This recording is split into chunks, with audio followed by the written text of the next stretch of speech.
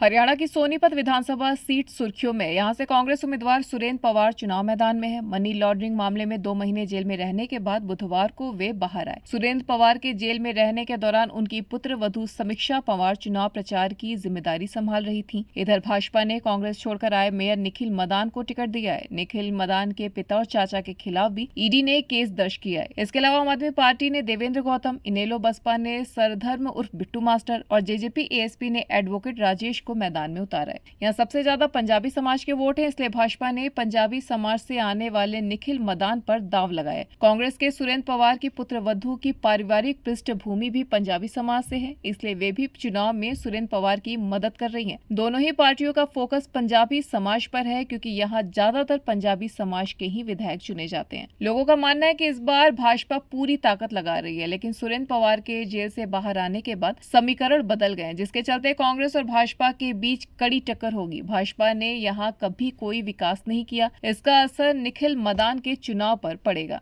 लोगों के मुताबिक फिलहाल जिस तरह से चुनाव प्रचार चल रहा है, उससे तो यही लगता है कि सुरेंद्र पवार और निखिल मदान के बीच कांटे की टक्कर होने वाली है। लेकिन सुरेंद्र पवार अब जेल से बाहर आ चुके हैं, ऐसे में वह चुनाव प्रचार में काफी असर डालेंगे। पहले उनके बहू बेटे इलेक्शन कैंपेन कर रहे थे, लेकिन अब वह खुद इसमें लगेंगे तो फर्क पड़ेगा। बता दें कि भाजपा उम्मीदवार निखिल मदान 2020 में हुए नगर निकाय के चुनाव में चर्चा में आए थे। वह भाजपा और जजपा उम्मीदवारों को हराकर मेयर बने। उनकी गिनती हुड्डा परिवार के करीबियों में होती थी। 2024 में विधानसभा चुनाव से पहले अचानक उन्होंने कांग्रेस का साथ छोड़ दिया और भाजपा में शामिल हो गए। पंजाबी चेहरा होने की वजह से भाजपा ने उन्हें उम्मीदवार घोषित कर दिया। भाजपा ज्वाइन करने के बाद निखिल मदान ने कहा था कि सरकार में रहकर ही शहर में विकास करवा सकते हैं, इसलिए भाजपा ज्वाइन की। कांग्रेस छोड़ने का फैसला सिर्फ इसलिए ही लिया क्योंकि मुझे आगे देखना है कि शहर का विकास कैसे होगा। अब विधानसभा चुनाव में निखिल मदान जनता के बीच कह रहे हैं कि विधायक रहते हुए सुरेंद्र पवार यहाँ कोई बड़ा प्रोजेक्ट नहीं लेकर आ पाए।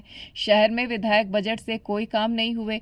पवार सोनीपत की जनता की आवाज नहीं बन पाए। मेयर रहते हुए मेरे हाथ में जितना था मैंने उतना लोगों के काम किए। शहर में बड़े प्रोजेक्ट सिर्फ विधायक ही विधानसभा बजट से ला सकते हैं। मेरी कोशिश यही है कि मैं यहाँ बड़े प्रोजेक्ट लेकर आऊं।